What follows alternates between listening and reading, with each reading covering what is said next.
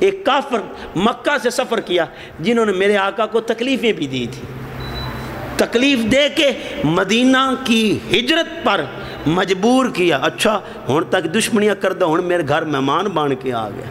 آج لوڑ پہ گئی سوں، ساڑی لوڑ پہ گئی سوں، ہون اورا منہ چاہیے آئے، آپ پہنج آکھ لینے ہیں۔ تو دوستان گرامی قدر، اب مکہ والوں سے بڑھ کے کس نے میرے نبی کو تکلیف دی؟ اب تکلیف دینے والے اس کافر کو رات پڑ گئی، کوئی در کھلا نہیں تھا، میرے مصطفیٰ کا در تو ہر ایک کے لیے کھلا ہے،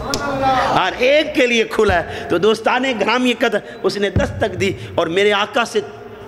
کہا کہ میں آپ کے گھر میں رہنا چاہتا ہوں۔ دوستان گرامی قدر، ذہن نشین کر لیں، ذہن نشین کر لیں، حضور نے اسے رات رکھا، اسے دودھ پلایا، ایک بکری کا دیا وہ پی گیا، 7 بکریاں تھیں،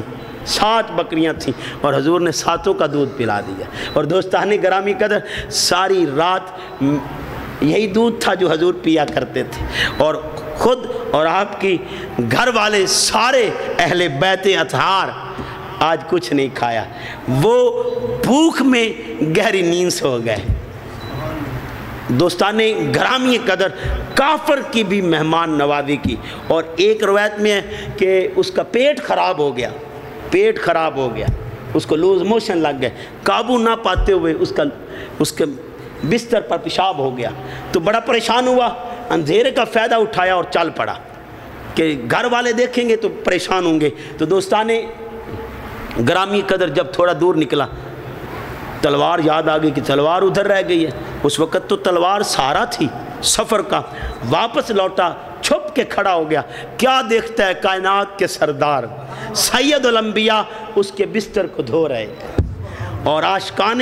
تاجدار رحمت صحابہ کرام رضوان اللہ تعالیٰ اجمعین تڑپ رہے ہیں، آقا جی ہم دھو دیتے ہیں، ہم دھو دیتے ہیں۔ حضور فرماتے ہیں نہیں، مہمان میرا تھا، مہمان میرا تھا،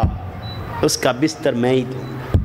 اور ایک جگہ دوستان گرامی قدر، مسلم شریف کے الفاظ ہیں، جب حضور نے 7 بکریوں کا دودھ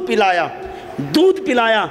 تو ساری رات گم سم رہا۔ ہم نے کیسا سلوک کیا؟ ہم نے تو تکلیفیں دی، میں نے تو بڑی بڑی تکلیفیں مصطفیٰ صلی اللہ علیہ وآلہ وسلم کو دی، انہوں نے تو بڑا پیار کیا، میرا پیٹ بھرا، میرے ساتھ محبت کا مظاہرہ کیا، ساری رات جستجو کرتا رہا، اور صبح اٹھ کے کہتا ہے محمد عربی صلی اللہ علیہ وآلہ وسلم مجھے اپنا غلام بنا لیجیے۔